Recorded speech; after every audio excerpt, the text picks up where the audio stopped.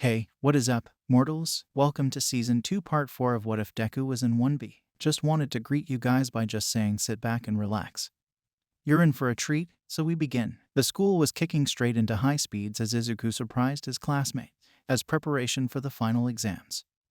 1B had hero training and it was another hero rescue simulation. A race in Field Gamma where the goal was to save the victim after passing the labyrinth-like maze of factories. When the Greenettes group finished, All Might briefly passed Izuku. He spoke quick words of praise before whispering that they needed to talk later. The time has come where I tell you about me and one for all. Other surprises came from others like Awais. The boy with his usual blue and white checkered bandana had learned how to weld items in certain places so that structures could collapse. The class went very well except for when Tetsu and Bondo had an incident.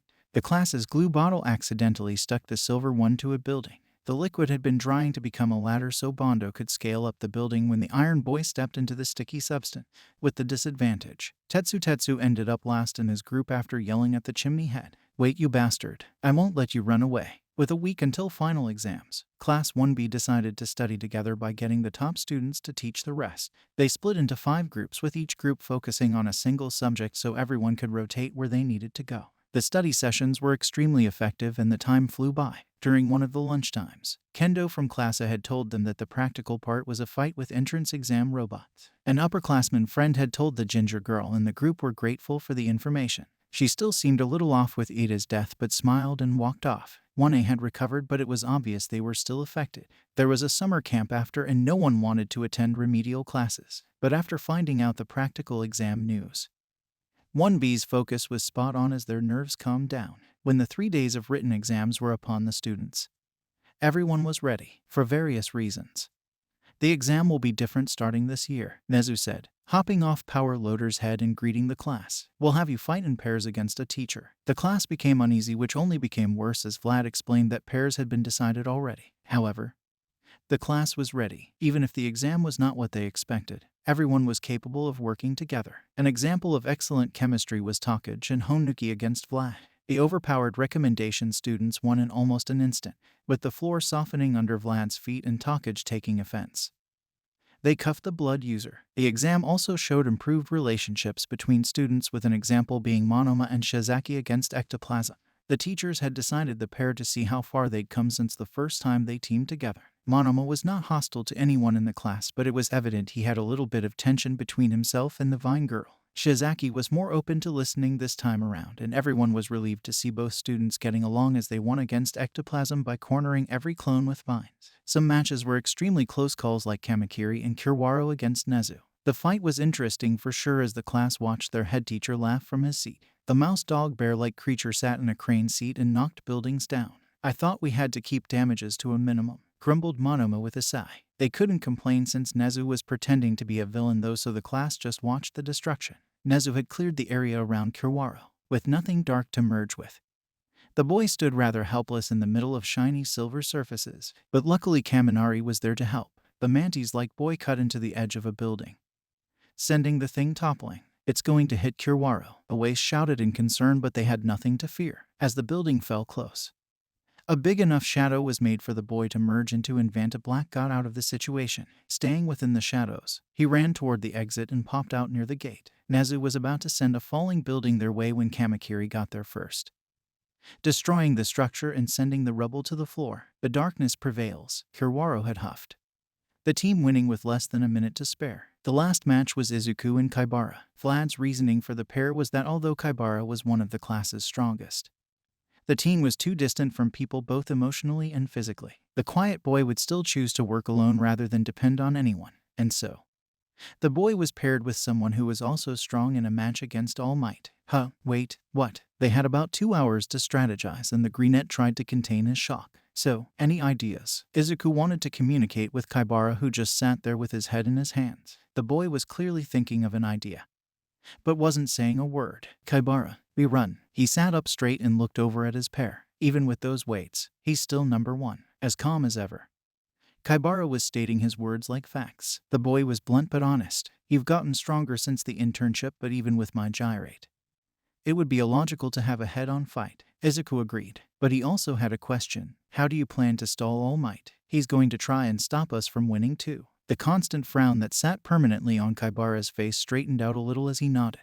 The boy had expected Izuku to not even be able to fathom the idea of facing All Might, but this was an improvement, although he was a little skeptical. "Can you really face against your idol?" Kaibara asked the class's renowned fanboy. He wanted to make sure his partner knew what he was getting into. "Well, knowing you, even though we don't talk, you wouldn't say a plan that doesn't have at least a good chance of winning." The quiet boy wasn't convinced. "And what I'm saying is that we don't have a good chance at winning. I don't have a problem with it, but Midoriya, you're facing All Might. Fighting." The greenette gulped as he nodded. "But you wouldn't have suggested it if you didn't think I was capable," although it sounded like a question at the end.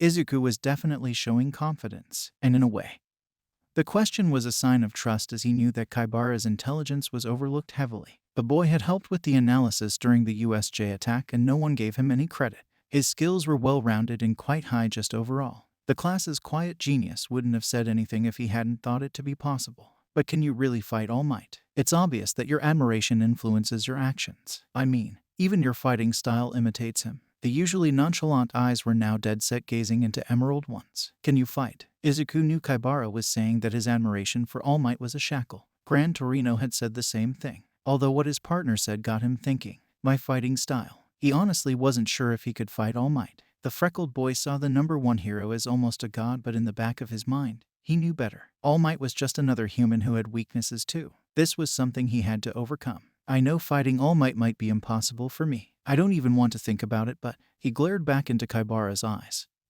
making his intention clear. "I want to win. We both have strength and ideas. Surely we can compromise and find a way." Unable to argue with that logic, Kaibara lowered his head slightly. The two finally talked in easier terms, after giving each other tips and hints on how to move ahead.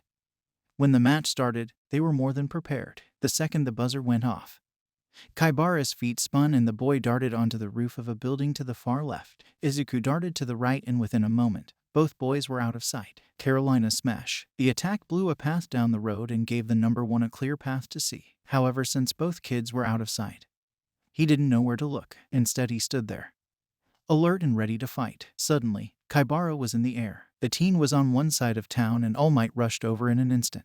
He was about to knock the student from the air with a false evil grin when, over here, turning around, he saw Izuku on the other side of town, and by the time he looked for Kaibara, the human drill had disappeared, with no choice but to pursue the greenette who was heading for the finish line. All Might punched the air to send himself toward his successor. All Might, just before he reached Izuku, however, he turned to see that Kaibara had reappeared and was closer to the exit than Izuku was. New Hampshire smash. The process repeated multiple times as the two jumped out from random locations. Each time they were getting closer and closer to the exit. All Might had no choice but to pursue the visible one, as they would win if he left them alone. With their combined efforts, Kaibara was the one to drag his body through the surprisingly cute gate and secured their win. All Might sighed as he stood back up, steam gently rising from his form. They got me going from one side of town to the other to wear me out. Also to slowly get closer to the exit. Very smart. It was a close call, but with the two passing their practical, Vlad announced that everyone in 1B had passed the final exam. No extra lessons for any of us. Takage smiled as everyone chattered in their classroom. Now they had to make sure they had everything for their week's training camp, as Vlad had given them a list previously. Izuku and only a few others needed to buy some items, so the group of 5 who were still missing items planned to meet at Kiyashi Ward Shopping Mall. The lizard girl smiled as Shizaki nodded. Tetsu cheered along as Ryuko Yanagi sighed. The 5 of them went round and around the shopping mall, and Takage got what she wanted immediately. She started to thrift around, and Tetsu joined her loud runaround. Shizaki was near the rear with Izuku, and Yanagi was as quiet as ever. Eventually, though, the tall, silent girl opened up to Shizaki, and the two started to talk. It was almost 3 and they wanted a break, so Takage went to go buy the group some drinks. Yanagi got dragged along as Tetsu, and Shizaki wanted to quickly grab some bug spray. Izuku sat alone with all their shopping on one of the round benches and sighed. Phew, I got everything I needed. He could see groups of 1A students around the mall too, and felt a little lonely as he looked up at the ceiling. God, UA students are always together with someone. Literally no one else was alone. Feeling an arm rest of his shoulders, Izuku almost yelped as he turned to look at Tamura Shigaraki. The villain's dry fingers brushed against his neck, and the greenette shivered in fear. Why don't we talk? Izuku Midoriya, frozen in fear. Shigaraki had a firm hold of the student's neck. If all 5 fingers made contact with skin, death was guaranteed. Even more, before Shigaraki could be caught. The villain could kill potentially 30 or more people. Ruby eyes that spelled death were hidden behind light blue hair as Shigaraki just wanted answers. The leader of the league explained how he had gotten all the fame for Stain killing a UA student. His fame was spread even more when an audio of Stain explaining his motive went flying around the internet. There was no evidence that the audio was real, but it dragged some interesting people in. I still don't get it. Shigaraki let out an annoyed huff. He hated how his best recruits had joined him for the vigilante. Those idiots won't shut up about Stain. Gapping about All Might in front of me. I don't understand. Izuku could barely squeak as the man-child gripped his neck tighter. All Might. The fingers loosened and air flowed again. He was going on and on about keeping the real heroes alive and killing the fake ones. If he gets to kill who he doesn't like, why can't I? The childish adult continued to have his tantrum as the freckled boy's mind spun, although he definitely could never understand the methods. The Greenette now understood why Stain had called them worth letting live. If you're telling the truth that he admires All Might too, I can understand that. Even if I'll never understand him for killing. There was silence and Izuku panicked as the air became heavy with tension. I see. All Might. A strangled laugh escaped the villain's mouth. All Might is the problem. The man got up and let go of the Greenette's throat. It's great. I don't have to do anything differently. He looked over his shoulder with a menacing grin. If you follow me, I'll get angry. Just like that, Shigaraki disappeared. His whole appearance was incomprehensible, with the villain's brain functioning like a child having a tantrum. The Greenette didn't even want to try and think like him. He wanted answers about All for One, but a voice cut him off. Yes, sir. He's just walking out of the West Wing. Turning his head, he saw Takage on the phone as she and Yanagi eyed Shigaraki. The class deputy was relaying coordinates and Izuku realized she was floating a little. Is she tracking him? He waited in silence and they were reaching Takage's time limit as she gave more directions. When her time limit passed, she landed on the floor with a sigh. Takage. Izuku hopped over as Yanagi put down the drinks by their backs. The three were then approached by police. I'm fine, Deku. I just need to regenerate since I just lost 30. The mall was temporarily shut down as Izuku and Takage were taken to the police station. They gave all the information they could to Mr. Tsukachi, the League's investigator, including a new location coordinate. The lizard girl had felt her parts being teleported and now knew a random location. The detective thanked them for staying calm under the tense situation and the two were allowed to go home. It was supposed to be a shopping trip, yet somehow ended up with them finding a villain hideout. The term ended and the day of the summer camp came crashing in. As the students lined up for the bus, Izuku could see that Bakugo was getting along better with his classmates. They hadn't spoken since their fight, but the tension between the two classes had gotten better since Monoma wasn't so hostile to the one of blonde.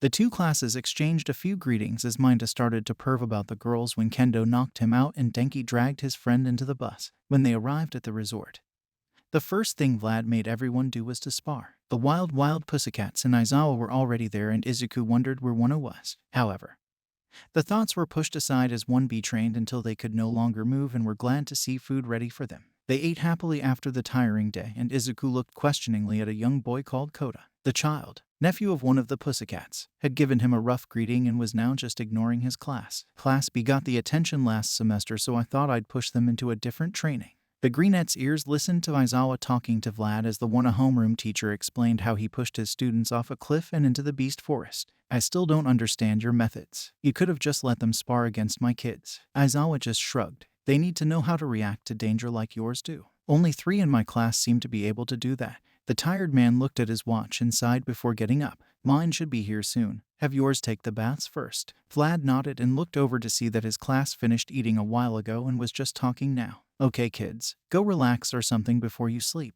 We're getting up early tomorrow. The class positively responded before heading to the open baths as Aizawa went to receive his own tired class. The first to make it there was Bakugo, Todoroki and Uraraka. Class A's tired but happy squeals over food could be heard all the way from the baths as 1B relaxed. When they were done, Izuku went to change and as he relaxed in the boys' room, a commotion could be heard. Popping his head out through the door, he saw Todoroki carrying Koda and Minta. Both boys were unconscious. Concerned, Izuku walked over to help take the Koda from the bicolored boy's hands. What happened? Todoroki explained how Minta fell from the wall after trying to peek at the girls and Koda was the one to stop the pervert. However, the kid accidentally fell off the separation wall too when Todoroki caught him in a wave of ice. The fall must have been a shock though and the child was now out cold. I'll take him to Mandalay if you want, the Greenette offered and Todoroki nodded gratefully before taking Minta to the one boy's room. Mandalay ended up explaining Koda's rough behavior to the freckled boy and finding out the truth was hard. Losing parents at a young age was something that could haunt someone forever, and Izuku could only imagine the grief. Mandalay thanked him, and the Greenette returned to his room to get a scolding from Monoma for disappearing at night without a warning. The next morning, Kaibara started the chain of contagious yawns as the morning rays peeked over the trees. Develop our quirks. Izuku and his class wobbled after their teacher, who headed into the forest. Yup, I'm pretty sure Aizawa made Wanna wake up earlier. And they're already starting.